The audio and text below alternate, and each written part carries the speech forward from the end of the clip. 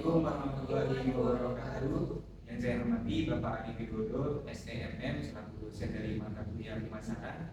Berdirinya kami di sini ingin mempresentasikan tugas kelompok asesmen 2 yang berjudul segmen targeting dan multi segmen. Kami mengambil materi dari unit 5 pemasaran yang berjudul identifikasi market segmen dan target customer.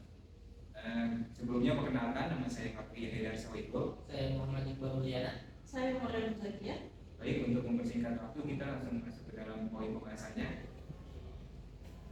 Jadi di sini saya akan menjelaskan bagian segmentasi pasar. Segmentasi pasar itu adalah segmenting yang prosesnya membagi pasar dari pasar yang luas seperti Kota Bandung atau Jawa Barat menjadi kelompok-kelompok pelanggan dengan keinginan, karakteristik dan perilaku yang berbeda-beda. Seperti orang di Jawa Barat kan ada Kota Bandung, Purwakarta, Subang, dan setiap kotanya pasti mempunyai karakteristik orang-orang yang berbeda-beda. Seperti itu. Pastinya setiap kayak di generasi Z itu keinginan anak-anak setiap orang itu pasti juga berbeda-beda dari keinginan, karakteristik dan perilaku. Walaupun kita sama-sama dari generasi Z, walaupun kita sama-sama dari generasi milenial, tapi keinginan kita berbeda, karakteristik kita berbeda dan perilaku kita juga berbeda-beda. Nah, selanjutnya di market segmen ini kita ada terbagi menjadi 4. Ada demografis, geografis, psikografis, dan behavioral. Nah, di sini itu demografis. Apa sih demografis itu?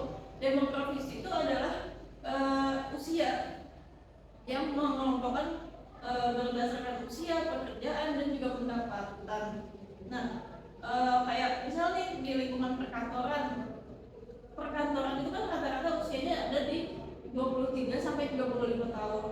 Nah, di sini kan kita ngambil lingkupnya yaitu di Telkom University. Kita di sini usianya mengambil 17 sampai 25 tahun seperti mahasiswa pada umumnya. Dan juga pekerjaan atau status. Pekerjaan atau status di sini tentunya mahasiswa dan juga mungkin peran pekerja di Telkom University.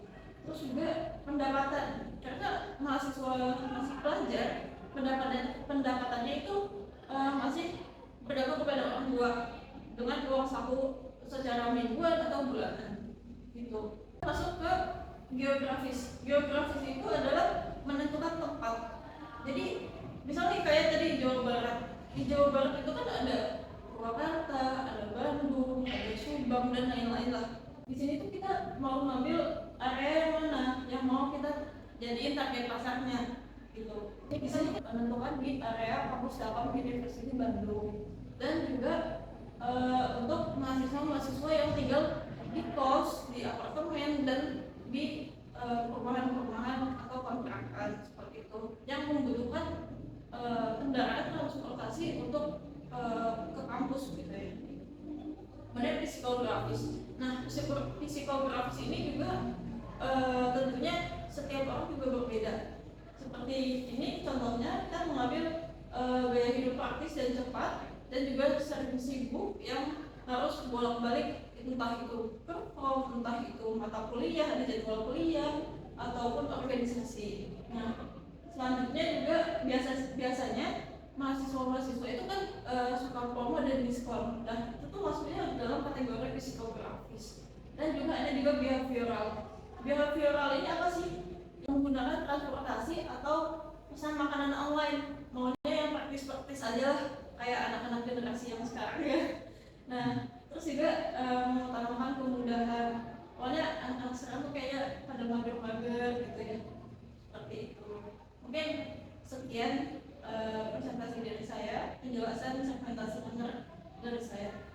Oke, berikutnya saya akan menjelaskan tentang targeting. Apa itu targeting? Targeting adalah proses untuk mengidentifikasi pelanggan yang menjadi fokus perusahaan. Artinya, perusahaan tidak hanya fokus pada pelanggan, melainkan mencari segmen yang paling sesuai dan nilai yang penting bagi perusahaan. Untuk berikutnya, saya akan masuk ke dalam pembahasan implementasi strategi efektif targeting bagi perusahaan web. Mengapa begitu penting? Karena untuk bersaing secara efektif, perusahaan berfokus pada target pasar yang spesifik atau atau bisa disebut dengan strategi sniper, bukan menyasar semua pasar sekaligus atau subjek. Karena itu langkah-langkah yang tepat bagi perusahaan Grab yaitu dengan menggunakan strategi STP, ada segmentation, targeting, dan positioning. Untuk segmentasi tersendiri yaitu Grab mengelompokkan pelanggan berdasarkan kebutuhan dan preferensinya. Contohnya seperti pengguna yang membutuhkan kecepatan bisa menggunakan Grab Bike, dan pengguna yang mengutamakan kenyamanan bisa menggunakan Grab Car. Untuk targetingnya yaitu Grab memilih segmen pasar yang spesifik untuk dimasukkan dan diprioritaskan. Hal ini mencerminkan bahwa Grab untuk fokus pada pengguna yang aktif secara digital dan memiliki akses teknologi. Untuk positioningnya yaitu Grab menempatkan layanan dengan keunggulan yang jelas di benak pelanggan. Contohnya seperti menonjolkan fitur keamanan melalui fitur pelacakan perjalanan. Oke, sekian dari saya. Oke, baik. Selanjutnya saya akan menjelaskan bagian multi segment targeting. Apa itu multi segment targeting? Jadi multi segment targeting adalah sebuah strategi perusahaan yang dimana mereka akan menargetkan beberapa kelompok sekaligus. Nah, oleh sebab itu mereka akan menyediakan layanan-layanan ataupun produk yang berbeda pada setiap kelompok. Itu disebabkan karena kelompok memiliki kebutuhan yang berbeda-beda juga. Nah, selanjutnya, penerapan tersebut juga diterapkan pada perusahaan Grab. Nah, Grab ini mengelompokkan berdasarkan layanan seperti Grab Bike ataupun Grab Car yang dimana mereka berfokus pada transportasi. Lalu kemudian ada Grab Food yang mereka berfokus pada makanan. Kemudian ada Grab Mart yang mereka berfokus pada kebutuhan harian. Lalu kemudian ada Grab Express yang mereka fokus pada pengiriman barang. Nah, Grab juga di sini membagi berdasarkan penggunanya juga seperti pelajar, maka Grab akan berfokus pada promo hemat menyesuaikan dengan budget seorang pelajar. Lalu kemudian ada pekerja yang mana mereka akan lebih berfokus pada efisiensi dan juga kecepatan. Lalu kemudian ada keluarga yang mereka lebih fokus pada kebutuhan harian. Lalu kemudian ada UMKM sebagai mitra dan juga driver sebagai mitra pengemudi. Nah, uniknya di sini Grab memiliki personalisasi yang dimana Grab menyesuaikan promo dan layanan berdasarkan kebiasaan pengguna. Jadi ketika pengguna itu tersebut memiliki kebiasaan makan makanan menggunakan GrabFood, maka Grab ini akan memberikan promo GrabFood. Lalu kemudian jika pengguna itu sering memesan Gojek, maka Grab ini akan memberikan diskon transportasi.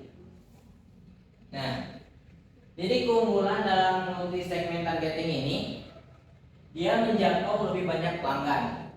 Lalu kemudian layanan lebih sesuai kebutuhan setiap kelompok, lalu meningkatkan kepuasan dan juga pendapatan perusahaan tersebut. Mungkin cukup sekian dari pembahasan saya. Baik, jadi untuk kesimpulan dari kami, Grab telah menerapkan strategi STP dengan baik, yaitu dengan membagi pasar, menentukan target yang tepat, dan menawarkan layanan sesuai kebutuhan pelanggan. Melalui multi segment targeting, Grab juga dapat melayani berbagai jenis pelanggan dengan layanan yang berbeda-beda. Dalam strategi ini, Grab mampu meningkatkan kepuasan pelanggan, menjangkau yang lebih banyak, dan mengembangkan bisnisnya juga.